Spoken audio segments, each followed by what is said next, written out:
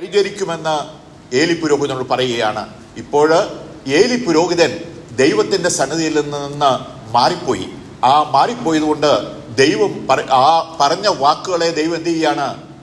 മാറ്റിക്കളയുകയാണ്. ദൈവം പറയുകയാണ്, നീ എന്നെ നിന്ദിച്ചു, അതുകൊണ്ട് നീ എന്താണ്? നിന്ദിതനാകും. നിന്നെ മാറ്റിക്കളയുവാനായിട്ട് ഞാൻ പോവുകയാണ്. ആ ദൈവം ഏലി പുരോഹിതനോട് വാണിംഗ് കൊടുക്കുകയാണ്. നമ്മൾ ഈ വചനങ്ങളെല്ലാം കേൾക്കുമ്പോൾ നമ്മെ തന്നെ ഒന്ന് ശോധന ചെയ്യണം. ദൈവമക്കളെ, നമ്മുടെ ജീവിതയാത്രയിൽ എൻ്റെ യാത്രയിൽ ദൈവത്തെ മറന്ന് ഞാൻ യാത്ര ചെയ്തിട്ടുണ്ടോ? ദൈവം എന്നെ ഒത്തിരി അനുഗ്രഹിച്ചു. എൻ്റെ ബാല്യകാലം മുതൽ ഇതുവരെയും ദൈവം എന്നെ വളരെ അനുഗ്രഹിച്ചു. ഞാൻ ദൈവത്തിന്റെ കരങ്ങളിലാണ് ഇരിക്കുന്നത്. ദൈവത്തിന്റെ കരത്തിൽ ഇരിക്കുന്ന ഒരുത്തിനെ തൊടുവാൻ ലോകത്തിൽ ഒരു ശക്തിക്കും സാധ്യമല്ല. ഞാൻ ദൈവത്തിന്റെ കരങ്ങളിലാണ് ഇരിക്കുന്നത്. പക്ഷേ ഞാൻ ദൈവത്തെ നിന്ദിച്ചിട്ടുണ്ടോ? ആ ദൈവത്തിന്റെ പാതകളിൽ നിന്ന് ഞാൻ മാറിപ്പോയിട്ടുണ്ടോ? ദൈവം നമ്മെ അനുഗ്രഹിക്കാമെന്ന് പറഞ്ഞതാണ്. ഇസ്രായേലിന്റെ പരിശുദ്ധൻ വ്യാജം പറയുകയില്ല, അനുദപിക്കുകയുമില്ല. ആ യഹോവ വ്യാജം പറയാത്തവനാണ്, അനുദപിക്കാത്തവനാണ്. മനുഷ്യരെല്ലാം വ്യാജം പറയും, ഹല്ലേലൂയ. പക്ഷെ യഹോവ ഇവിടെ ദൈവത്തിന് ഒരു കണ്ടീഷണലായ ബ്ലെസ്സിംഗ് ആണ്. നാം ദൈവത്തിന്റെ വചനം അനുസരിക്കുന്നു എങ്കിൽ മാത്രമാണ് ആ ബ്ലെസ്സിംഗ് ഒക്കെ നമുക്ക് കിട്ടുന്നത്. നാം ദൈവത്തിൽ നിന്ന് മറന്നു പോകുന്നുവെങ്കിൽ, നാം ദൈവത്തെ മറന്ന് നമ്മൾ ജീവിക്കുന്നു എങ്കിൽ, ദൈവം നമുക്ക് തരാമെന്ന് വാഗ്ദത്തം ചെയ്ത ദൈവം തന്നെ സംസാരിച്ച ആ വാഗ്ദത്തങ്ങൾ നമ്മളിൽ നിന്ന് മാറിപ്പോകുമെന്ന് ദൈവം നമ്മെ ഓർമ്മപ്പെടുത്തുകയാണ്. അതുകൊണ്ടാണ് ദൈവം പറയുന്നത്, എന്നെ മാനിക്കുന്നവനെ ഞാൻ മാനിക്കും, എന്നെ നിന്ദിക്കുന്നവര് നിന്ദിതരാകും എന്ന് ദൈവം നമ്മോട് പറയുകയാണ്. ഹല്ലേലൂയ.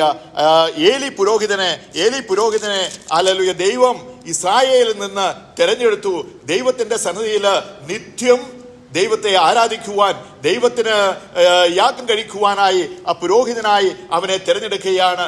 അങ്ങനെ അവൻ പുരോഹിതനോട് തെരഞ്ഞെടുത്തു. എങ്കിലും അവന്റെ മക്കൾ രണ്ടുപേര് ദൈവത്തിന്റെ സന്നിധിയിൽ അവരെങ്ങനെയുള്ളവരായിരുന്നു? അവർ നീചന്മാരായിരുന്നു എന്ന് ദൈവത്തിന്റെ സന്നിധിയിൽ പറയുകയാണ്. എന്നാൽ ഏലിയുടെ പുത്രന്മാരോ നീചന്മാരും യഹോവയെ ഓർക്കാത്തവരുമായിരുന്നു. ആ പുരോഹിതൻ ദൈവത്തിന്റെ സന്നിധിയിൽ നിത്യം ദൈവത്തെ ആരാധിച്ചുകൊണ്ടിരിക്കുന്ന പുരോഹിതന്റെ രണ്ട് പുത്രന്മാര് ആരായിരുന്നു? 12-ാം വാക്യത്തിൽ പറയുകയാണ്, പുത്രന്മാർ നീചന്മാരും യഹോവയെ ഓർക്കാത്തവരുമായിരുന്നു. അവരൊരിക്കലും ദൈവത്തെ അവർ ഓർത്തിട്ടില്ല, അവർ ദൈവത്തെ നിന്ദിക്കുകയാണ് ചെയ്യുന്നത്. ഹല്ലേലൂയ. അവരെ ഈ യൗവനക്കാര് യഹോവയുടെ വഴിപാട് നിന്ദിച്ചതുകൊണ്ട് അവരുടെ പാപം യഹോവയുടെ സന്നിധിയിൽ ഏറ്റവും വലുതായിരുന്നു. ആ ദൈവത്തിന്റെ സന്നിധിയിൽ യാഗം കഴിക്കുവാനായി കൊണ്ടുവരുന്ന വസ്തുക്കള് അത് വേവുന്നതിന് മുമ്പ് തന്നെ ഇവര് എടുത്ത് ഭക്ഷിക്കുമായിരുന്നു. ദൈവമക്കളെ, ആ ദൈവത്തിന്റെ സന്നിധിയിൽ കൊണ്ടുവരുന്ന യാഗവസ്തുക്കളെ അവർ നിന്ദിക്കുമായിരുന്നു. അവർ ദൈവത്തെ നിന്ദിക്കുമായിരുന്നു. അവർ നീചന്മാരായിരുന്നു എന്ന് വിശുദ്ധ വചനത്തിൽ പറയുകയാണ്. പക്ഷേ ഏലി പുരോഹിതൻ തൻ്റെ മക്കളെ എന്ത് ചെയ്തില്ല? തർജ്ജനം ചെയ്ത് വേണ്ട വഴിയിൽ നടത്തിയില്ല എന്ന് ദൈവത്തിന്റെ വചനത്തിൽ നാം കാണുകയാണ്. ദൈവം നമ്മോട് നീ വഴി തെറ്റി പോകുമ്പോൾ ദൈവം നമുക്ക് വാണിംഗ് തരും. ദൈവം നമുക്ക് വാണിംഗ് തരുന്നു. എന്തിനാണ്? നമ്മൾ നേരായ പാതയിലേക്ക് തിരിച്ചു വരുന്നതിന് വേണ്ടി ദൈവം നമുക്ക് വാണിംഗ് തരും. അപ്പോൾ ശൗൽ ബാലൻ, യഹോവയുടെ സന്നിധിയിൽ ഇരുന്ന ശൗൽ ബാലനുണ്ടല്ലോ, ശൗൽ ബാലനോട് ദൈവം സംസാരിച്ചു. ശൗമേൽ ബാലനോട് ദൈവം സംസാരിച്ചു. ശൗമേൽ ബാലൻ ഹന്നയുടെ പുത്രനായ ദൈവത്തിൽ നിന്ന് ചോദിച്ചു വാങ്ങിയ ആ ശൗമേൽ ബാലനോട് ദൈവം സംസാരിച്ചു. ഏലി പുരോഹിതനോട് പറയുകയാണ്, ഈ നടക്കുവാനുള്ള കാര്യങ്ങൾ മുഴുവനും ഏലി പുരോഹിതനോട് ദൈവത്തിന്റെ വചനപ്രകാരം ഹല്ലേലൂയ പറഞ്ഞു കൊടുത്തു. പക്ഷേ അവൻ മാനസാന്തരപ്പെടുവാൻ ഏലി പുരോഹിതന് മനസ്സില്ലായിരുന്നു. ഏലി പുരോഹിതൻ മാനസാന്തരപ്പെട്ട് തിരിച്ചു വന്നു എങ്കിൽ ആ ദൈവം അവനെ ഓർക്കുമായിരുന്നു, അവനെ നേർവഴിക്ക് നടത്തുമായിരുന്നു. പക്ഷേ ഏലി പുരോഹിതന് അതിന് മനസ്സില്ലായിരുന്നു. സംഭവിച്ചത് കണ്ടോ? അവന്റെ രണ്ട് പുത്രന്മാര് മരിച്ചുപോയി. ഏലി സിംഹാസനത്തിൽ നിന്ന് വീണ് അവന്റെ കഴുത്ത് ഒടിഞ്ഞു മരിച്ചുപോയി. ദൈവത്തിന്റെ സന്നിധിയിൽ നിത്യം യാഗം കഴിച്ചുകൊണ്ടിരുന്ന ഹല്ലേലൂയ പുരോഹിതനായ ഏലി പുരോഹിതൻ അവന്റെ ജീവിതം തകർന്ന് തരിപ്പണമായി പോയി. അവന്റെ മക്കൾ രണ്ടുപേരും മരിച്ചുപോയി. ദൈവം പറയുകയാണ്, ഹല്ലേലൂയ, നിന്റെ ഭവനത്തിൽ ഒരു നാൾ ഒരു വൃദ്ധൻ ഉണ്ടാകുകയില്ല. നിന്റെ കണ്ണ് ക്ഷയിപ്പാനും നിന്റെ ഹൃദയം വ്യസനിപ്പാനും ഞാൻ നിന്റെ ഭവനത്തിൽ ഒരുത്തനെ എൻ്റെ യാഗപീഠത്തിൽ നിന്ന് ഛേദിച്ചു കളയാതെ വെച്ചേക്കും. ഹല്ലേലൂയ. നിന്റെ ഭവനത്തിൽ സന്താനമൊക്കെയും പുരുഷ പ്രായത്തിൽ മരിക്കും. അവരുടെ ശാപം കണ്ടോ? ദൈവം പറയാണ്, ഇത്രയും കാലം ദൈവം അവനെ വളരെ അനുഗ്രഹിച്ച ആ പുരോഹിതന്റെ വീട്ടിലേക്ക് പറയുകയാണ്, പുരുഷ പ്രതിയൊക്കെയും മരിച്ചു പോകും. പ്രായമാകുന്നവരെ ഒരുത്തനും ഉണ്ടാകുകയില്ല. എല്ലാവരും മരിച്ചു പോകുന്ന ഒരവസ്ഥയെ ദൈവം അവരോട് പറയുകയാണ്. നിന്റെ രണ്ട് പുത്രന്മാര്, ഹല്ലേലൂയ, ഹല്ലേലൂയ, അവരിരുവരും ഒരു ദിവസം മരിക്കും. എന്നാൽ എൻ്റെ പ്രസാദോഹിതം അനുഷ്ഠിക്കുന്ന ഒരു വിശുദ്ധ പുരോഹിതനെ എനിക്ക് എഴുന്നേൽപ്പിക്കും. അതായത് വീണ്ടും അവനോട് പറയാണ്, നിന്റെ ഭവനത്തിൽ ശേഷിച്ചിരിക്കുന്നവരെല്ലാം അവന്റെ അടുക്കൽ വന്ന് ഒരു വെള്ളിക്കാശിന് ഒരു അപ്പത്തിനുമായിട്ട് അവനെ കുമ്പിട്ട് ഒരു കഷ്ണം അപ്പം തിന്മാൻ ഇടവരേണ്ടതിന് എന്നെ ഒരു പുരോഹിതനെ വേലക്കാരനാക്കണമേ എന്ന് അപേക്ഷിക്കും. ആ ശേഷിച്ചിരിക്കുന്നവർക്ക് അവരുടെ ജീവിതത്തിൽ വന്ന അവസ്ഥകൾ കണ്ടോ? ഒരുത്തൻ ദൈവത്തെ നിന്ദിച്ചതുകൊണ്ട് ആ പുരോഹിതനായ വളരെയധികം അനുഗ്രഹങ്ങൾ വാങ്ങിക്കൂട്ടിയ ഏലി പുരോഹിതൻ തൻ്റെ സൃഷ്ടാവിനെ നിന്ദിച്ചു. ആ സൃഷ്ടാവിനെ നിന്ദിച്ചതുകൊണ്ട് അവന്റെ ജീവിതത്തിൽ കണ്ടോ, അവന്റെ ഭവനത്തിൽ ശേഷിച്ചിരിക്കുന്ന ഒരുത്തന് ഒരു കഷ്ണം അപ്പം തിന്മാൻ ഇടവരേണ്ടതിന് എന്നെ പുരോഹിതന്റെ വേലക്കാരനാക്കണമേ എന്ന് അപേക്ഷിക്കുകയാണ്. എത്ര സമ്പൽ സമൃദ്ധിയിൽ ജീവിച്ച ഒരു ഭവനമാണ്. ആ ഭവനത്തിൽ ഒരു വൃദ്ധനും ഉണ്ടാകുകയില്ല. മക്കളൊക്കെ പുരുഷ പ്രായത്തിൽ മരിച്ചു പോകും. വൃദ്ധൻ ഒരിക്കലും ഉണ്ടാകുകയില്ല. കാരണം അവന്റെ ജീവിതത്തിൽ അവൻ ദൈവത്തെ നിന്ദിച്ചു കളഞ്ഞു. നമ്മുടെ സൃഷ്ടാവിനെ നിന്ദിക്കുവാൻ നമുക്ക് അവകാശമില്ല. ദൈവം നമ്മോട് പറയുകയാണ്, നീ എൻ്റെ വചനം അനുസരിക്കണം.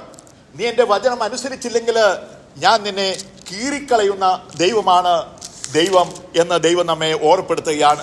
നമുക്ക് 50-ാം സങ്കീർത്തനത്തിൽ അവസാന ഭാഗ്യത്തിൽ നമ്മളിങ്ങനെ വായിക്കുകയാണ്. അത് ആസാഫിന്റെ ഒരു സങ്കീർത്തനമാണ്. 50-ാം സങ്കീർത്തനം. 50-ാം സങ്കീർത്തനത്തിൽ അവസാന ഭാഗം വായിക്കുകയാണ്. ദൈവത്തെ മറക്കുന്നവരെ ഓർത്തുകൊള്ളുവീൻ, ഞാൻ നിന്നെ കീർക്കളയും, വിടിയിപ്പാൻ ആർക്കും കഴിയില്ല എന്ന് ദൈവം നമ്മോട് പറയുകയാണ്. ഹല്ലേലൂയ. എന്നാൽ ഞാൻ നിന്നെ ശാസിച്ച് നിന്റെ കൺമുമ്പിൽ അവയെ നിരത്തിവെക്കും. ദൈവത്തെ മറക്കുന്നവരെ ഓർത്തുകൊള്ളുവീൻ, അല്ലെങ്കിൽ ഞാൻ നിങ്ങളെ കീർക്കളയും, വിടിയിപ്പാൻ ആരും ഉണ്ടാകുകയില്ല.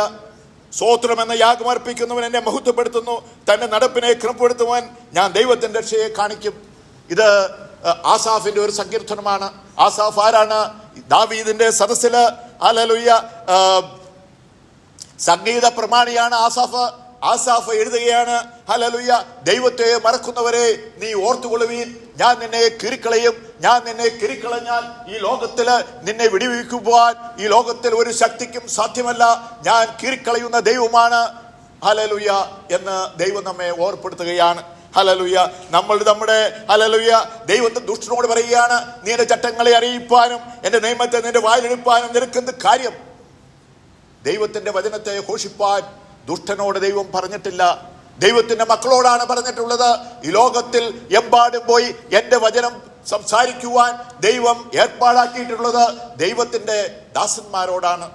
യേശു ക്രിസ്തുവിനെ വിശ്വസിച്ച് സ്നാനമേറ്റ് ഹല്ലേലൂയ ജീവിക്കുന്ന ദൈവത്തിന്റെ പരിശുദ്ധാത്മാവിന്റെ അഭിഷേകത്തിൽ ജീവിക്കുന്ന ദൈവമക്കൾക്കാണ് ദൈവവചനം ഘോഷിപ്പാൻ ദൈവം അനുവാദം കൊടുത്തിട്ടുള്ളത്. ദൈവം ദുഷ്ടനോട് പറയുകയാണ്, നീ എന്റെ വചനം അറിയിപ്പാനും എന്റെ ചട്ടങ്ങളെ അറിയിപ്പാനും എന്റെ നിയമത്തെ നിന്റെ വായിലെടുപ്പാനും നിനക്കെന്ത് കാര്യം? നീ ശാസനയെ വെറുത്തു, എന്റെ വചനങ്ങളെ നീ പിറകിൽ എറിഞ്ഞു കളഞ്ഞുവല്ലോ.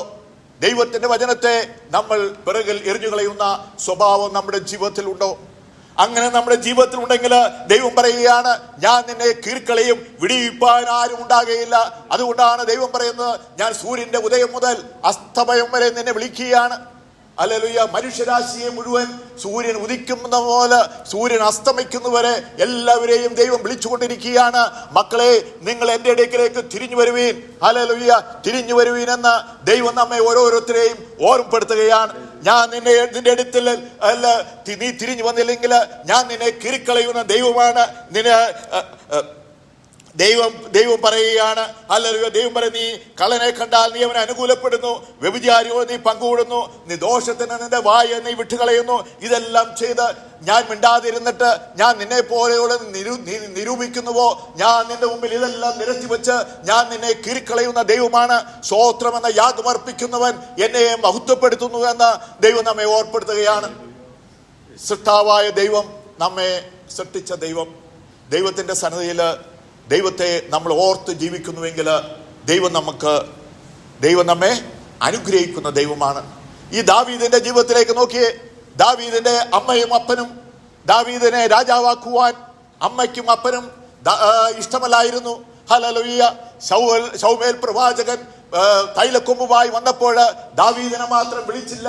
പക്ഷേ ദാവീദോ അവൻ ദൈവത്തെ ആരാധിക്കുന്ന, ദൈവത്തെ മറക്കാത്തവനായി വനാന്തരത്തിൽ ഇരുന്ന് ദൈവത്തെ ആരാധിക്കുന്ന സ്വഭാവമുള്ളവനായിരുന്നു ദാവീദ് ദൈവത്തെ ആരാധിച്ചപ്പോൾ ദൈവം തന്നെ അന്വേഷിക്കുന്ന ബുദ്ധിമാനുണ്ടോ എന്ന് കാണുവാൻ ദൈവം സ്വർഗത്തിൽ നിന്ന് മനുഷ്യപുത്രന്മാരെ നോക്കിയപ്പോൾ ഇതാ വനാന്തരത്തിലിരുന്ന് ഒരു കൊച്ചു ബാലനെ ആരാധിക്കുന്നു. അവനെ പൊക്കിയെടുത്തു ദൈവം. ഇസ്രായേലിന്റെ രണ്ടാമത്തെ രാജാവായി അവനെ അഭിഷേകം ചെയ്യുകയാണ്. പക്ഷേ അവന്റെ ജീവിതയാത്രയിലും അവൻ ദൈവത്തെ മറന്നു കളഞ്ഞു. ദാവീദ് തന്റെ ജീവിതയാത്രയിൽ ദൈവത്തെ മറന്നു. എപ്പോഴാണ് ദൈവത്തെ മറന്നത്? ഹല്ലേലൂയ, ഇസ്രായേൽ രാജ്യം യുദ്ധം ചെയ്തുകൊണ്ടിരുന്നപ്പോൾ ഹല്ലേലൂയ അവന് ദൈവത്തെ മറന്നു കളയുകയാണ്. അവൻ ദൈവത്തെ മറന്നു കളഞ്ഞപ്പോൾ അവൻ അകൃത്യം ചെയ്തു പോയപ്പോൾ ദൈവം ഹല്ലേലൂയ ദൈവം അവനെ ഓർമ്മപ്പെടുത്തുകയാണ്. അവന്റെ പാപങ്ങളെ പറ്റി ദൈവം അവനെ ഓർമ്മപ്പെടുത്തി. ദാവീദ് വിചാരിച്ചു, ഞാൻ ചെയ്തത് ഈ ലോകത്തിൽ ആരും അറിയുന്നില്ലല്ലോ. അതുകൊണ്ടാണ് സങ്കീർത്തനക്കാരൻ പറയുന്നത്, ഞാൻ നിന്നെ ഒളിച്ച് എവിടെ പോകും? ഞാൻ കടലിന്റെ ആഴങ്ങളിൽ പോയി പാർത്താലും അവിടെ നിന്റെ കണ്ണ് എന്നെ കാണും. ഹല്ലേലൂയ. ദൈവത്തിന്റെ സന്നിധി വിട്ട് ഞാൻ എവിടെ പോയി പാർത്താലും എന്തു ചെയ്താലും ദൈവത്തിന് മറഞ്ഞിരിക്കുന്നതായി ഒരു കാര്യവുമില്ല. ഹല്ലേലൂയ. നാഥാൻ പ്രവാചകൻ വന്ന് തന്റെ പാപങ്ങളെ പറ്റി ദാവീദിനെ ഓർമ്മപ്പെടുത്തുകയാണ്. ദാവീദേ, നീ ചെയ്ത ഈ പാപമുണ്ടല്ലോ, ഹല്ലേലൂയ, നീ ചെയ്ത ഈ പാപമുണ്ടല്ലോ, അത് നിന്നെ ഞാൻ ഓർമ്മപ്പെടുത്തുകയാണ്. നീ വിചാരിച്ചു നീ പ്രാർത്ഥിക്കുവാനുള്ള സമയത്ത് നീ പാപം ചെയ്യുവാനും വേണ്ടി നീ ഇറങ്ങി പുറപ്പെട്ടു. പക്ഷേ ദാവീദിന് തിരിച്ചു വരുവാൻ ഒരു മനസ്സുണ്ടായിരുന്നു. ദൈവം, നമ്മൾ പാപം ചെയ്തു കഴിഞ്ഞാൽ ദൈവം നമ്മെ ഓർമ്മപ്പെടുത്തും. ദൈവം നമ്മോട് പറയും, മകനെ, നിന്റെ വഴി തെറ്റാണ്, നിനക്ക് തിരിഞ്ഞു വരുവാൻ ഒരവസരമുണ്ട്. ദൈവം നമ്മെ ഓർമ്മപ്പെടുത്തുകയാണ്. അപ്പോ ദാവീദിനെ ഓർമ്മപ്പെടുത്തിയപ്പോൾ 51-ാം സങ്കീർത്തനത്തിൽ ദാവീദ് കരയുകയാണ്. ഹല്ലേലൂയ, ഈ സോപ്പ് കൊണ്ട് എന്നെ കഴുകണമേ, എന്നെ കഴുകി എന്റെ അകൃത്യം പോക്കണമേ. ഹല്ലേലൂയ, എന്റെ ലംഘനങ്ങളെ ഞാൻ അറിയുന്നു, എന്റെ പാപം എപ്പോഴും നിന്റെ മുന്നിൽ ഇരിക്കുന്നു, ഞാൻ നിന്നോട് തന്നെ പാപം ചെയ്തു എന്ന് പറഞ്ഞ് ദാവീദ് കരഞ്ഞ് നിലവിളിക്കുന്ന ഒരു ദാവീദിനെ നമ്മൾ അവിടെ കാണുകയാണ്. നമ്മൾ നമ്മുടെ ജീവിതയാത്രയിൽ ഈ ലോകത്തിൽ മനുഷ്യർ പാപങ്ങൾ ചെയ്യും. പക്ഷേ പാപം ചെയ്താൽ ദൈവം നമ്മെ ഓർപ്പെടുത്തും. മകനെ, നിന്റെ വഴി ശരിയല്ല, നീ തിരിഞ്ഞു വരണം. സൂര്യന്റെ ഉദയം മുതൽ അസ്തമയം വരെ ഭൂമിയെ വിളിക്കുകയാണ്. മനുഷ്യനെ മുഴുവൻ ദൈവം വിളിച്ചുകൊണ്ടിരിക്കുകയാണ്. ആ ദൈവത്തിന്റെ വചനം നമ്മൾ അനുസരിക്കുവാൻ സന്നദ്ധനാണോ? ഹല്ലേലൂയ. അപ്പോൾ ദാവീദ് കരഞ്ഞപ്പോൾ ദാവീദ് പറയുവാണ്, ഞാൻ നിർമ്മലാകേണ്ടതിന് ഈ സോപ്പ് കൊണ്ട് എന്നെ ശുദ്ധീകരിക്കണമേ, ഞാൻ ഹിമത്തേക്കാൾ വെളുക്കേണ്ടതിന് എന്നെ കഴുകണമേ എന്ന് പറയുകയാണ്. നമ്മുടെ പാപം എത്ര കടിഞ്ഞു മൂപ്പായിരുന്നാലും അത് ഹിമം പോലെ വെളുപ്പിക്കാമെന്ന് നമുക്ക് അരുളി ചെയ്തവനാണ് നമ്മുടെ ദൈവം. ആ ദൈവത്തോട് ദാവീദ് പറയുകയാണ്, ഈ സോപ്പ് കൊണ്ട് എന്നെ കഴുകി എൻ്റെ പാപങ്ങളെ വെടിപ്പാക്കണമെന്ന് ദാവീദ് പ്രാർത്ഥിച്ചപ്പോൾ ദൈവത്തിന് മനസ്സലിവുള്ളവായി. ആകാശം ഭൂമിക്ക് മീതെ ഉയർന്നിരിക്കുന്ന പോലെ അവന്റെ ദയ അവന്റെ ഭക്തന്മാരോട് വലുതാണല്ലോ. ദൈവം വളരെ ദയാലുവാണ്. ആ ചെയ്ത പാപങ്ങളെ മുഴുവനും അവൻ കടലിന്റെ ആഴങ്ങളിലേക്ക് എറിഞ്ഞു കളഞ്ഞു. ദാവീദ് ചെയ്ത പാപങ്ങളെ മുഴുവനും കടലിന്റെ ആഴങ്ങളിലേക്ക് ദൈവം എറിഞ്ഞു കളയുകയാണ്. ദാവീദിനെ ഹിമം പോലെ വെളുപ്പിച്ചു. ദാവീദിനോട് പറയുകയാണ്, നീ എൻ്റെ ഹൃദയപ്രകാരമുള്ള മനുഷ്യൻ. ലോകത്തിൽ നമ്മൾ ആരെങ്കിലും ആണെങ്കിൽ ഇതുപോലെ പാപം ചെയ്ത ഒരു മനുഷ്യനെ നമ്മൾ എൻ്റെ ഹൃദയപ്രകാരമുള്ള മനുഷ്യനെന്ന് ഈ ലോക മനുഷ്യൻ ഒരിക്കലും പറയുകയില്ല. അവൻ ചെയ്ത പാപങ്ങൾ എപ്പോഴും നമ്മുടെ കൺമുമ്പിലിരിക്കും. പക്ഷെ ദൈവമോ അത് കടലിൻ്റെ ആഴങ്ങളിലേക്ക് ആ പാപങ്ങളെ എറിഞ്ഞു കളഞ്ഞു. രക്താംബരം പോലെ ചുമന്നിരുന്നാലും ഹിമം പോലെ വെളുപ്പിക്കാമെന്ന് പറഞ്ഞ ആ ദൈവം ദാവീദിനോട് പറയുകയാണ്, മകനെ ദാവീദേ, നീ എൻ്റെ ഹൃദയപ്രകാരമുള്ള മനുഷ്യനാണ്. നമ്മുടെ ജീവിതയാത്രയിൽ നമ്മൾ എപ്പോഴൊക്കെ ഹല്ലേലൂയ ദൈവത്തിൻ്റെ സന്നിധിയിൽ നിന്ന് ഓടിപ്പോകുന്നുണ്ടോ, നമുക്ക് തിരിച്ചു വരുവാൻ ദൈവം അവസരം തരും. ആ തിരിച്ചു വരുവാൻ നമുക്ക് അവസരം തരുമ്പോൾ നമ്മൾ തിരിഞ്ഞു വരണം. അങ്ങനെ നമ്മൾ തിരിഞ്ഞു വന്നില്ലെങ്കിൽ ദൈവം നമ്മോട് പറയുകയാണ്, ഞാൻ നിന്നെ കീഴ്ക്കളയും. എൻ്റെ കയ്യിൽ നിന്ന് വിടുവിപ്പാൻ ലോകത്തിൽ ഒരു ശക്തിക്കും സാധ്യമല്ല. ഞാൻ നിന്നെ കീറിക്കളയുന്ന ദൈവമാണ്. 2 ദിനവൃത്താന്തം 33-ാം അധ്യായത്തിൽ നമ്മൾ വായിക്കുന്നു, ഹിസ്കിയാവിന്റെ മകനായ മനശ്ശ അവന് വാഴ്ച തുടങ്ങിയപ്പോൾ 12 വയസ്സായിരുന്നു. 12 വയസ്സുള്ളപ്പോൾ അവൻ ഇസ്രായേലിന്റെ രാജാവായതാണ് മനശ്ശ. നമ്മുടെ കുട്ടികളൊക്കെ കളിച്ചു നടക്കുന്ന ഒരു പ്രായത്തിൽ ഇസ്രായേലിന്റെ രാജാവായി മനശ്ശ. പക്ഷേ മനശ്ശ രാജാവായിട്ട് അവൻ ചെയ്തതാണ്, അവൻ തന്റെ അപ്പനായ ഹിസ്കിയാവ് ഇടിച്ചു കളഞ്ഞ ഇരുന്ന പൂജാരികളെ വീണ്ടും പണിതു. ഹല്ലേലൂയ. പുറപ്പാട് പുസ്തകം 20-ാം അധ്യായം 4-ാം വാക്യത്തിൽ പറയുകയാണ്, സ്വർഗത്തിലോ ഭൂമിക്ക് താഴെയുള്ള യാതൊന്നിന് പ്രതിമ ഉണ്ടാക്കുകയോ വന്ദിക്കുകയോ സേവിക്കുകയോ ചെയ്യരുതെന്ന് ദൈവം തന്റെ കൈകൊണ്ട് എഴുതി കൽപ്പലകയിൽ നമുക്ക് തന്ന വചനത്തിന്റെ ലംഘനം ഇവിടെ മനശ്ശ ചെയ്യുകയാണ്. അപ്പനെ ഇടിച്ചു കളഞ്ഞ പൂജാരികളെ വീണ്ടും പണിതു. വിഗ്രഹങ്ങൾക്ക് ബലിപീഠങ്ങളെ തീർത്തു. അശൂർ പ്രതിഷ്ഠകളെ ഉണ്ടാക്കി. ആകാശത്തിലെ സർവ്വ സൈന്യത്തെയും നമസ്കരിച്ചു. ദൈവത്തെ മാത്രമേ നമസ്കരിക്കാവൂ എന്ന് പറഞ്ഞിട്ട് ഇവൻ എന്ത് ചെയ്യാണ്? ആകാശത്തിലെ സർവ്വ സൈന്യത്തെയും നമസ്കരിക്കുകയാണ്. അപ്പോ ദൈവത്തിന്റെ കോപം അവന്റെ മേല് ഉളവാകുകയാണ്. സൃഷ്ടാവായ ദൈവത്തെ മനശ്ശ മറത്തു കളയുകയാണ്. യഹോവ മനശ്ശയോടും അവന്റെ ജനത്തോട് സംസാരിച്ചു. വീണ്ടും ദൈവത്തിന് മനസ്സലിവുണ്ടായി. ദൈവം വീണ്ടും ആരോട് സംസാരിച്ചു? മനശ്ശയോടും അവന്റെ ജനത്തോട് സംസാരിച്ചു. എങ്കിലും അവർ ശ്രദ്ധിച്ചില്ല. അവര് നമുക്ക് ഒത്തിരി നന്മകളും ഇതൊക്കെ കിട്ടുന്ന സമയത്ത് നമ്മൾ തെറ്റിപ്പോകുമ്പോൾ, നമ്മൾ ദൈവത്തിന്റെ വചനങ്ങൾ പറയുമ്പോൾ സാധാരണ ആരും കേൾക്കാറില്ല. സമ്പൽ സമൃദ്ധിയും സൗന്ദര്യവും അധികാരവുമുള്ള കാലത്ത് ദൈവത്തിന്റെ വചനങ്ങൾ പറയുമ്പോൾ ലോകത്തിൽ ഒരു മനുഷ്യനും കേൾക്കാറില്ല. ദൈവം അവനെ അടിച്ചു വീഴിക്കുമ്പോൾ മാത്രമാണ് അവൻ ദൈവത്തിന്റെ വചനങ്ങൾ കേൾക്കുന്നത്. അവന്റെ ജീവിതത്തിൽ കഷ്ടതകൾ വരുമ്പോഴാണ് അവൻ ദൈവത്തിന്റെ മുഖത്തേക്ക് നോക്കുന്നത്. സമ്പൽ സമൃദ്ധിയില് അധികാരമുള്ളപ്പോൾ, സൗന്ദര്യമുള്ളപ്പോൾ ഒരു മനുഷ്യനും സാധാരണ ദൈവത്തിന്റെ മുഖത്തേക്ക് നോക്കാറില്ല. അവനെ ദൈവം അടിച്ച് താഴെയിടുമ്പോൾ, അവന്റെ ജീവിതത്തിൽ കഷ്ടതകൾ വരുമ്പോൾ, അവന്റെ ജീവിതത്തിൽ പ്രയാസങ്ങൾ വരുമ്പോൾ ദൈവമേ എന്ന് വിളിക്കും. ഇവിടെ മനശ്ശ അവന്റെ ജീവിതത്തിൽ കഷ്ടതകൾ വരികയാണ്. അശൂർ രാജാവിന്റെ സേനാധിപതി അവിടെ വന്നുകയാണ്. മനശ്ശയെ കൊളുത്തുകളാൽ പിടിച്ചു ചങ്ങലയിട്ട് ബാബേലിലേക്ക് കൊണ്ടുപോയി. മനശ്ശ എങ്ങനെയാണ്? ഇന്നലെ വരെ രാജാവായിരുന്ന മനുഷ്യനെ കൊളുത്തിടുകയാണ്. അവന്റെ കൈക്കും കാലിനും ചങ്ങലയിടുകയാണ്. കൈക്കും കാലിനും ചങ്ങലയിട്ട് കൊളുത്തിട്ട് അവനെ വലിച്ച് അവനെ അശൂരിലേക്ക് കൊണ്ടുപോവുകയാണ്. ദൈവമക്കളെ, ഇന്നലെ വരെ രാജാവായി എല്ലാ സുഖസൗകര്യങ്ങളിലും ജീവിച്ചിരുന്ന മനശ്ശയ്ക്ക് കണ്ട ജീവിതത്തിൽ അവൻ കണ്ട അധപ്പതനം കണ്ടോ? അവൻ ദൈവത്തെ മറന്നു കളഞ്ഞപ്പോൾ ദൈവം അവനെ ചങ്ങലക്കിടുകയാണ്. അവന്റെ കൈകാലുകൾ ബന്ധിക്കുകയാണ്. അവനെ കുളത്തെടുത്ത് വലിച്ചുകൊണ്ട് പോവുകയാണ്. അവനെ അപമാന പാത്രമാക്കി തെരുവീതികളിലൂടെ നടത്തുകയാണ്. ഇന്നലെ അവനെ എല്ലാവരും ബഹുമാനിച്ചു കൊണ്ടിരുന്ന സ്ഥാനത്ത് ഇന്ന് ആരും അവന്റെ നേരെ തിരിഞ്ഞു നോക്കുന്നില്ല. എല്ലാവരും ബഹുമാനിച്ചിരുന്ന ഒരു കാലഘട്ടം, സമ്പൽ സമൃദ്ധി ഉണ്ടായിരുന്ന കാലഘട്ടം, ഇന്ന് അവനെ ആരും ബഹുമാനിക്കാതെ അവന്റെ കൈകാലുകൾക്ക് ചങ്ങലിട്ട് അപമാന പാത്രമായി അവൻ തെരുവിലൂടെ ദൈവം വലിച്ചുകൊണ്ടുപോവുകയാണ്. അവൻ കഷ്ടത്തിലായപ്പോൾ അവൻ തന്റെ ദൈവമായ യഹോവയോട് അപേക്ഷിച്ചു. തന്റെ പിതാക്കന്മാരുടെ മുമ്പിൽ താൻ ഏറ്റവും താഴ്ത്തി അവനോട് പ്രാർത്ഥിച്ചു. അവൻ കഷ്ടത്തിലായപ്പോഴാണ് അവൻ ദൈവത്തോട് പ്രാർത്ഥിച്ചത്.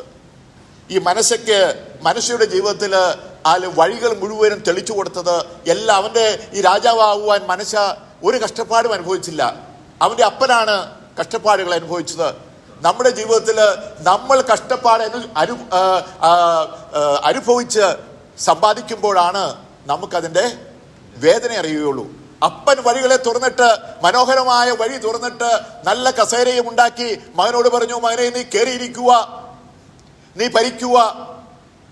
പക്ഷേ അത് മേടിച്ച വഴികള്, അത് കിട്ടിയ വഴികളെ പറ്റി ഈ മകനൊരു വിലയും കൊടുത്തിട്ടില്ല. ദൈവം ആരാണെന്ന് മകൻ അറിയില്ല. അവൻ ദൈവത്തെ മറന്നു കളഞ്ഞു. അവനെ ദൈവം അടിച്ച് താഴെയിട്ടു, കഷ്ടതയിലാക്കി. ഒരു രാജാവിനെ കുളത്തിട്ട് തെരുവീതികളിലൂടെ വലിച്ചു കൊണ്ടുപോവുകയാണ്. കൈയും കാലും ചങ്ങലയിട്ട് അവനെ ബന്ധിച്ചിരിക്കുകയാണ്. ഒരു കള്ളനെ പോലെ അവനെ വലിച്ചു കൊണ്ടുപോവുകയാണ്. അങ്ങനെ കഷ്ടത്തിലായപ്പോൾ അവൻ പ്രാർത്ഥിക്കുകയാണ്. പിതാക്കന്മാരുടെ മുമ്പിൽ താൻ ഏറ്റവും താഴ്ത്തി അവനോട് പ്രാർത്ഥിച്ചു. അവന്റെ പ്രാർത്ഥന കൈക്കൊണ്ട് അവന്റെ യാചന കേട്ടു. അവനെ വീണ്ടും യെരൂശലേമിൽ അവന്റെ രാജ്യത്തിന് തിരിച്ചു വരുത്തി. യഹോവ തന്നെ ദൈവമെന്ന് മനശ്ശെക്ക് ബോധ്യമായി. മനശ്ശെക്ക് ഇന്നലെ ബോധ്യമല്ലായിരുന്നു. യഹോവ തന്നെ ദൈവമെന്ന് ആർക്ക് ബോധ്യമല്ലായിരുന്നു? മനശ്ശെക്ക് ബോധ്യമല്ലായിരുന്നു. അവനെ കഷ്ടതയിലാക്കി, അവനെ ബുദ്ധിമുട്ടുണ്ടാക്കി, അവനെ ചങ്ങലയിട്ട്, അവനെ അപമാനപാത്രമാക്കി നടത്തിക്കൊണ്ട് പോയപ്പോൾ മാത്രമാണ് അവന് യഹോവ തന്നെ ദൈവമെന്ന് ബോധ്യം വന്നത്. നമ്മുടെ ജീവിതയാത്രയിൽ നമ്മൾ കഷ്ടത്തിലാവണമെന്ന് നമ്മുടെ ഒരു മാതാപിതാക്കളും ആഗ്രഹിക്കുന്നില്ല. സ്വന്തം മക്കൾക്ക് ലോകത്തിൽ ഏറ്റവും കൂടുതൽ അനുഗ്രഹം കിട്ടണമെന്നും ലോകത്തിൽ നല്ല സ്ഥാനങ്ങൾ തൻ്റെ മക്കൾക്ക് വേണമെന്നും ആരാഗ്രഹിക്കുന്നു? അപ്പനും അമ്മയും ആഗ്രഹിക്കുന്നു. അപ്പനേക്കാൾ ഉപരിയായി, അമ്മയേക്കാൾ ഉപരിയായി നമ്മെ സ്നേഹിക്കുന്നവരാണ് ആര്? നമ്മുടെ ദൈവം. അപ്പോൾ അപ്പനും അമ്മയും നമുക്ക് ആഗ്രഹിക്കുന്നതിനേക്കാൾ ഉപരിയായി ആരാഗ്രഹിക്കുന്നു? ദൈവം ആഗ്രഹിക്കുന്നു. ആ ദൈവത്തെ നീ മറന്ന് നീ ജീവിച്ചാൽ ദൈവം നമ്മെ അപമാനപാത്രമാക്കും. തെരുവീതികളിലൂടെ നമ്മെ ചങ്ങലയിട്ട് വലിച്ചു കൊണ്ടുപോകും. ദൈവത്തെ മറന്നു കളഞ്ഞാൽ ദൈവം നമ്മെ കീറിക്കളയും. ഏലി പുരോഹിതൻ കഴുത്ത് ഒടിഞ്ഞ് മരിച്ചു. തന്റെ 2 മക്കൾ മരണപ്പെട്ടു. അങ്ങനെ ആരൊക്കെ ദൈവത്തെ മറന്നിട്ടുണ്ടോ? ഇസ്രായേലിന്റെ ആദ്യത്തെ രാജാവായ ശൗൽ. ദൈവം പറഞ്ഞു, യുദ്ധം കഴിഞ്ഞ് അവിടുന്ന് ഒരു സാധനവും എടുക്കരുതെന്ന് പറഞ്ഞപ്പോൾ ശമൂവേൽ പ്രവാചകൻ ചോദിക്കുകയാണ്, ഈ കേൾക്കുന്ന എൻ്റെ കാതുകളിൽ കേൾക്കുന്ന ശബ്ദം എന്താണ്? ഈ അലമുറ എന്താണ് എന്ന് ശമൂവേൽ പ്രവാചകൻ ചോദിച്ചപ്പോൾ പറയുകയാണ്, ശൗൽ രാജാവ് പറയുകയാണ്, നിന്റെ ദൈവത്തിന് യാഗം കഴിക്കുവാൻ ഞാൻ മേത്തരമായത് എല്ലാം കൊണ്ടുവന്നിരിക്കുകയാണ്. ദൈവം അവനോട് പറഞ്ഞത് എന്താണ്? ഒന്നും എടുക്കരുത്, എല്ലാം നശിപ്പിച്ച് കളയണമെന്ന്. മേത്തരമായതെല്ലാം യാഗം കഴിക്കുവാൻ വേണ്ടി അവിടെ നിന്ന് കൊണ്ടുവന്നു. ദൈവത്തിന് അനിഷ്ടമായി, ദൈവത്തെ അവൻ മറന്നു കളഞ്ഞു. അപ്പന്റെ കഴുതയെ അന്വേഷിച്ച് പുറപ്പെട്ട ശൗലിനെ ദൈവം പിടിച്ച് ഇസ്രായേലിന്റെ 1ാമത്തെ രാജാവായി അവൻ അധികാര സ്ഥാനങ്ങളും എല്ലാ നന്മകളും ദൈവം കൊടുത്തിട്ട് അവൻ ഇപ്പോഴെന്താണ്? ദൈവത്തെ മറന്നു കളഞ്ഞു. അവന്റെ രാജ്യസ്ഥാനത്ത് നിന്ന് ദൈവം അവനെ മാറ്റിക്കളഞ്ഞു. അവൻ രാജ്യസ്ഥാനത്ത് നിന്ന് മാറ്റിക്കളഞ്ഞപ്പോൾ അവൻ വെളിച്ചപ്പാടത്തികളുടെ അടുത്ത് പോവുകയാണ്. ദൈവത്തിൽ നിന്ന് മുഴുവൻ അവൻ മാറിപ്പോവുകയാണ്. ആരൊക്കെ ദൈവത്തിൽ നിന്ന് മാറിപ്പോയിട്ടുണ്ടോ അവന് ജീവിതത്തിൽ വളരെ കഷ്ടങ്ങൾ അനുഭവിക്കേണ്ടി വന്നു. ശൗൽ രാജാവ് മാറിപ്പോയി, ദാവീദ് മാറിപ്പോയെങ്കിലും ദാവീദ് തിരിച്ചു വന്നു. തിരിച്ചു വരുവാൻ ഒരു മനസ്സ് ദാവീദിനുണ്ടായി. ദാവീദിന്റെ മകനായ ശലോമോനോട് ദൈവം പറഞ്ഞു, 2 പ്രാവശ്യം ദൈവം ശലോമോന് പ്രത്യക്ഷപ്പെട്ട് എല്ലാവിധ അനുഗ്രഹങ്ങളും കൊടുത്തതാണ് ശലോമോൻ. ദൈവത്തിന്റെ ഈ ജനത്തെ ഭരിക്കുവാനുള്ള ജ്ഞാനം ശലോമോന് ദൈവം കൊടുത്തു. പക്ഷേ ദൈവത്തിന്റെ കൽപ്പനകളെ അവൻ മറന്നു കളഞ്ഞു. ജാതീയ സ്ത്രീകളെ വിവാഹം കഴിക്കരുതെന്ന് ദൈവത്തിൽ വചനമുള്ളതാണ്. പക്ഷേ അവൻ ഫറവോന്റെ മകളെ വരെ വിവാഹം കഴിച്ചു. ദൈവത്തിന്റെ വചനത്തിൽ നിന്ന് അവൻ തെറ്റിപ്പോയപ്പോൾ, അവൻ പ്രായാധിക്യത്തിലായപ്പോൾ അവന്റെ ഭാര്യമാർ അവനെ ഹല്ലേലൂയ അശൂർ പ്രതിഷ്ഠകൾക്ക് ആരാധന കഴിക്കുവാനായി അവൻ പുറപ്പെട്ടു. ദൈവത്തെ മാത്രമേ ആരാധിക്കാവുള്ളൂ എന്ന വചനമുള്ളപ്പോൾ ദൈവത്തിന്റെ പ്രതിമകൾക്ക് വേണ്ടി ആരാധിക്കുവാൻ സ്ത്രീകളുടെ വലയത്തിൽ അവൻ അകപ്പെട്ടു പോയി. ജ്ഞാനിയായ ശലോമോൻ തന്റെ വാർദ്ധക്യത്തിൽ അവൻ വിഡ്ഢിയായി തീർന്നു. ദൈവം പറയുകയാണ്, എന്നെ അന്വേഷിക്കുന്ന ബുദ്ധിമാനുണ്ടോ എന്ന് കാണുവാൻ. ലോകത്തിൽ ദൈവം പറയുകയാണ്, ദൈവത്തെ അന്വേഷിക്കുന്നതിന് മാത്രമാണ് ബുദ്ധിമാൻ. ദൈവത്തെ അന്വേഷിക്കാത്തവൻ ബുദ്ധിഹീനനാണ്. ഇവിടെ ശലോമോൻ രാജാവ് അവൻ ബുദ്ധിഹീനനായി തീർന്നു.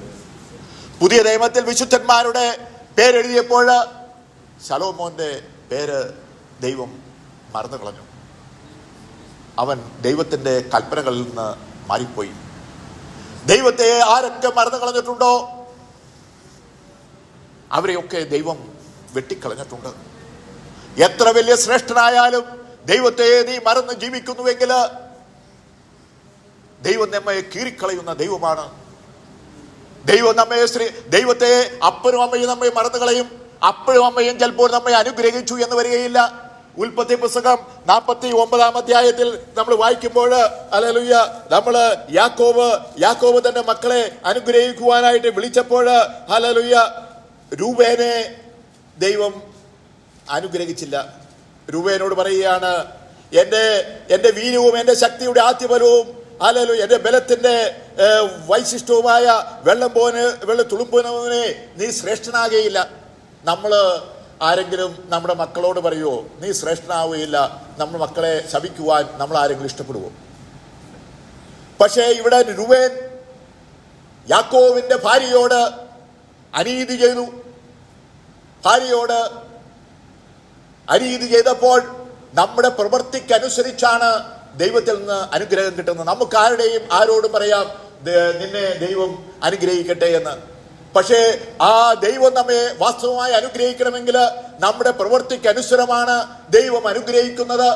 അതാണ് പുതിയ എന്നെ കർത്താവേ കർത്താവേ എന്ന് വിളിക്കുന്ന ഏവനുമല്ല എന്റെ വചനം അനുസരിക്കണം. കർത്താവേ കർത്താവേ എന്ന് പലർക്കും വിളിക്കാം, പക്ഷേ ദൈവം അത് കേൾക്കുകയില്ല. ദൈവം കേൾക്കുന്നത്, ദൈവം എല്ലാവരുടെയും പ്രാർത്ഥന കേൾക്കുകയില്ല. അകർത്യം നിറഞ്ഞ കരങ്ങളുണ്ട നിന്റെ പ്രാർത്ഥന ദൈവം കേൾക്കുകയില്ല. ദാവീദ് ബത്ശബേയിലുണ്ടായ കുട്ടി മരിക്കാതിരിക്കുവാൻ വേണ്ടി ദാവീദ് ഉപവസിച്ചു പ്രാർത്ഥിച്ചു. പക്ഷേ ദാവീദിന്റെ പ്രാർത്ഥന ദൈവം കേട്ടില്ല. ദാവീദോട് പറയുകയാണ്, നിന്റെ കരം രക്തം പുരണ്ട കരമാണ്, അനീതിയുള്ള കരമാണ്, ഒരുത്തിനെ കൊന്നു ഹല്ലേലൂയ കൊന്ന ഒരു കരമാണ് നിന്റെ കരം. ഞാൻ കണ്ണ് മറച്ചു കളയുന്ന ദൈവമാണ്. ഞാൻ എല്ലാവരുടെയും പ്രാർത്ഥന കേൾക്കുന്ന ദൈവമല്ല. നീതിമാന്മാരുടെ ശ്രദ്ധയോടുള്ള പ്രാർത്ഥനയ്ക്ക് ഉത്തരവുള്ളവനാണ് ഞാൻ ദൈവം. ദൈവം നമ്മോട് പറയുകയാണ്, ഇവിടെ ശ്രേഷ്ഠനാകയില്ല എന്ന് ദൈവം നമ്മെ ഓർപ്പെടുത്തുകയാണ്. അടുത്തത് ഹല്ലേലൂയ ലേവിയേനെയും ദൈവം അനുഗ്രഹിച്ചില്ല. ശിമിയോനെയും ലേവിയെയും വിളിച്ചിട്ട് പറയുകയാണ്, ഹല്ലേലൂയ നീ എൻ മനമേ എന്റെ യോഗത്തിൽ ചേരരുതേ. ഞങ്ങളുടെ കോപത്തിൽ അവർ പുരുഷന്മാരെ കൊന്നു, അവരുടെ ശാത്തിൽ കൂറ്റന്മാരുടെ വരി ഓടിച്ചു. ഹല്ലേലൂയ ശിമിയോനെയും ലേവിയെയും യാക്കോബ് അനുഗ്രഹിച്ചില്ല. ഈ 12 യാക്കോബിന് 13 മക്കളാണ്. 12 ആണും ഒരു പെൺകുട്ടിയും. 12 പേരെയും അനുഗ്രഹിക്കാൻ വിളിച്ചിട്ട് ശരിയായ അനുഗ്രഹം നമ്മൾ വായിക്കുമ്പോൾ യോസഫിന് മാത്രമേ അനുഗ്രഹം കിട്ടിയുള്ളൂ. ശരിയായ അനുഗ്രഹം. രൂബേനെ ദൈവം യാക്കോബ് ശപിച്ചു, ശിമിയോനെ ലേവിയെയും അനുഗ്രഹിച്ചില്ല. അങ്ങനെ നോക്കുമ്പോൾ യോസഫിനോട് പറയുകയാണ്, നീ എന്താണ് ആറ്റരികത്ത് നട്ടിരിക്കുന്ന ഫലപ്രദമായ വൃക്ഷം. ഓ, എത്ര ശ്രേഷ്ഠമായിട്ട് അനുഗ്രഹിക്കുമ്പോൾ യോസഫിനെ മാത്രം അനുഗ്രഹിച്ചു. യോസഫിനോട് പറയാണ്, മോനെ, എനിക്ക് നിന്നെ അനുഗ്രഹിച്ചിട്ട് കൊതി തീരുന്നില്ല, നിന്റെ മക്കളെ കൂടി വിളിക്ക്. മറ്റുള്ളവർക്ക് രൂപേന മക്കളുണ്ട്, വചനത്തിൽ പറഞ്ഞിട്ടുണ്ട്, ആ മക്കളെ അനുഗ്രഹിക്കാനായിട്ട് വിളിച്ചില്ല. മനശ്ശെയെയും എഫ്രയീമെയും വിളിച്ചു, അവരെയും അനുഗ്രഹിച്ചു. അപ്പോൾ നമ്മൾ ദൈവത്തിൻ്റെ വചനം അനുസരിച്ച് ജീവിക്കുന്നുവെങ്കിൽ ദൈവം നമ്മെ മാത്രമല്ല നമ്മുടെ മക്കളെയും കൂടി വിളിച്ച് അനുഗ്രഹിക്കും. യോസഫ് പറഞ്ഞില്ല, എൻ്റെ മകനെ വിളിച്ച് എൻ്റെ മകനെയും കൂടി ഒന്ന് അനുഗ്രഹിക്കണമെന്ന് ആര് പറഞ്ഞില്ല? യോസഫ് പറഞ്ഞില്ല. ഇവിടെ യാക്കോബ് തൻ്റെ സ്വന്തം മക്കളെ ശപിക്കുക ചെയ്തത്. മക്കളെ, ഈ 12 ആൺമക്കളെ വിളിച്ചിട്ട് അനുഗ്രഹിക്കാൻ വിളിച്ചിട്ട് ശരിയായ അനുഗ്രഹം കിട്ടിയത് ആർക്കാണ്? യോസഫിന് മാത്രമേ ശരിയായ അനുഗ്രഹം കിട്ടിയുള്ളൂ. ബാക്കിയുള്ളവർക്കൊക്കെ ചെറിയ ചെറിയ അനുഗ്രഹങ്ങൾ കൊടുത്തു. ആദ്യമായ രൂപേനോട് പറയുകയാണ്, നീ ശ്രേഷ്ഠനാകുകയില്ല. ലേവിയും ശിമിയോനും പറയുകയാണ്, അവരെയും അനുഗ്രഹിച്ചില്ല. പക്ഷെ ലേവി പിൽക്കാലത്ത് ഹല്ലേലൂയ മോശ പറഞ്ഞു, ദൈവത്തിന്റെ ഭാഗത്തുള്ളവർ മാറി നിൽക്കട്ടെ എന്ന് പറഞ്ഞപ്പോൾ ലേവി ചാടി മാറി നിന്നു. അവന്റെ പേരിലുള്ള ആ ശാപം എന്ത് ചെയ്തു? കുടഞ്ഞു കളഞ്ഞു. എപ്പോഴെങ്കിലും നമ്മൾ തിരിഞ്ഞു വരുവാണെങ്കിൽ ദൈവം അതെല്ലാം മറന്നു കളയുന്ന ദൈവമാണ്. അപ്പോൾ ലേവിയുടെ ആ പാപങ്ങളെല്ലാം ദൈവം മറന്നു കളഞ്ഞു. അതിനുശേഷമാണ് ലേവിയിൽ നിന്ന് പുരോഹിതന്മാരെ എടുക്കുന്നത്. ലേവി ഗോത്രത്തിൽ നിന്നാണ് നമുക്ക് പുരോഹിതന്മാരെടുത്തത്. പക്ഷേ ലേവിക്ക് ആദ്യം അനുഗ്രഹം കിട്ടിയില്ല. പക്ഷേ അവൻ ദൈവഭാഗത്തേക്ക് മാറി വന്നു. അപ്പോൾ ദൈവം അവനെ അനുഗ്രഹിച്ചു. നമുക്ക് നമ്മുടെ കുറിവാക്യത്തിലേക്ക് തിരിച്ചു വരാം. 1 ശമൂവേൽ 2-ാം വാക്യം 30-ാം അധ്യായം. അങ്ങനെ എന്നെ മാനിക്കുന്നവരെ ഞാൻ മാനിക്കും, എന്നെ നിന്ദിക്കുന്നവര് നിന്ദിതരാകും. ദൈവമക്കളെ, നമ്മുടെ ജീവിതയാത്രയിൽ ഈ ലോകത്തിൽ ആരെല്ലാം ദൈവത്തെ മാനിച്ചിട്ടുണ്ടോ അവനെ ദൈവം മാനിക്കുവാൻ ശ്രേഷ്ഠനാണ്. ദൈവം നമ്മോട് പറയുകയാണ്, ഞാൻ നിങ്ങൾക്ക് ഭവനമൊരുക്കുവാൻ പോകുന്നു. ഞാൻ ഭവനമൊരുക്കിയാൽ ഞാൻ ഇരിക്കുന്നിടത്ത് നിങ്ങളെയും ഇരുത്തും. ദൈവം നമുക്ക് തരുന്ന മാന്യത എന്താണ്? ദൈവം ഇരിക്കുന്നിടത്ത് നമ്മളെ ഇരുത്തും എന്നുള്ളതാണ്. വലിയ വലിയ ഈ ലോകത്തിലെ വലിയ ശ്രേഷ്ഠന്മാരായ മനുഷ്യര് അവരിയ്ക്കുന്ന കസേരയിൽ വേറെ ആരും ഇരിക്കുവാൻ അവർക്ക് ഇഷ്ടമല്ല. പല ഓഫീസിലും അവര് വലിയ വലിയ ഓഫീസർമാർ പോകുമ്പോൾ അത് പൂട്ടിയിട്ടേ പോവുകയുള്ളൂ. അവിടെ വേറെ ആരും ഇരിക്കുവാൻ അവർക്ക് ഇഷ്ടമല്ല. ആ കസേരയിൽ വേറെ ആരും ഇരിക്കുവാൻ അവർ ആഗ്രഹിക്കുന്നില്ല. പക്ഷേ നമ്മുടെ നാഥനായ യേശു കർത്താവ് പറയുകയാണ്, ഞാൻ ഇരിക്കുന്നിടത്ത് തന്നെ നിന്നെ ഇരുത്തും. ഞാൻ ഭവനമൊരുക്കുവാൻ പോവുകയാണ്. ഞാൻ ഭവനമൊരുക്കിയാൽ ഞാൻ വന്ന് നിന്നെ ചേർത്തുകൊള്ളും. അതുകൊണ്ട് നീ ഭ്രമിക്കരുത്. ഹല്ലേലൂയ. ഞാൻ നിനക്ക് സമാധാനം തരും. ലോകം തരുന്ന പോലെയല്ല ഞാൻ തരുന്ന സമാധാനം. ഞാൻ ശാശ്വതമായ സമാധാനമാണ് നിങ്ങൾക്ക് തരുന്നത്. ദൈവത്തിന്റെ മക്കൾ എവിടെയാണ് ഇരിക്കുന്നത്? ആവർത്തനം 33:3 പറയുകയാണ്, എന്റെ സകല വിശുദ്ധന്മാരും എന്റെ കരങ്ങളിലാണ് ഇരിക്കുന്നത്. നാം ദൈവത്തിന്റെ കരങ്ങളിലാണ് ഇരിക്കുന്നത് എങ്കിൽ നമ്മൾ എന്തിനാണ് പേടിക്കുന്നത്? ദൈവം പറയുകയാണ്, എന്നെ മാനിക്കുന്നവനെ ഞാൻ മാനിക്കും, എന്നെ നിന്ദിക്കുന്നവർ നിന്ദിതരാകും. അപ്പോ നമ്മുടെ ജീവിതയാത്രയിൽ നമ്മൾ ദൈവത്തെ മാനിച്ച്, ദൈവത്തിൽ ആശ്രയിച്ച്, ദൈവത്തിന്റെ വചനമനുസരിച്ച് നമ്മൾ ജീവിക്കുന്നുവെങ്കിൽ നമ്മൾ മാത്രമല്ല നമ്മുടെ തലമുറകൾ കൂടി അനുഗ്രഹിക്കപ്പെടും എന്നാണ് പറയുന്നത്. അതാണ് ദാവീദിനോട് ദൈവം ഉടമ്പടി ചെയ്തത്. ആവർത്തനം 132:11 പറയുകയാണ്, നീ എന്റെ വചനം അനുസരിച്ചെങ്കിൽ എന്റെ സിംഹാസനത്തിൽ, ഇസ്രായേലിന്റെ സിംഹാസനത്തിൽ നിന്റെ മക്കൾ സ്ഥിരമായിരിക്കും. പക്ഷേ ശലോമോൻ ദൈവത്തിന്റെ വചനം അനുസരിച്ചില്ല, മാറിപ്പോയി. അങ്ങനെ നമ്മൾ ദൈവത്തിന്റെ വചനം അനുസരിച്ച് നമ്മൾ ജീവിക്കണമെന്ന് ഞാൻ ഈ അവസരത്തിൽ എല്ലാവരെയും ഓർമ്മപ്പെടുത്തുകയാണ്. ഈ വചനങ്ങളാൽ പിതാവിന്റെയും പുത്രന്റെയും പരിശുദ്ധാത്മാവിന്റെ നാമത്തിൽ എല്ലാവരെയും അനുഗ്രഹിക്കുന്നു. നമ്മുടെ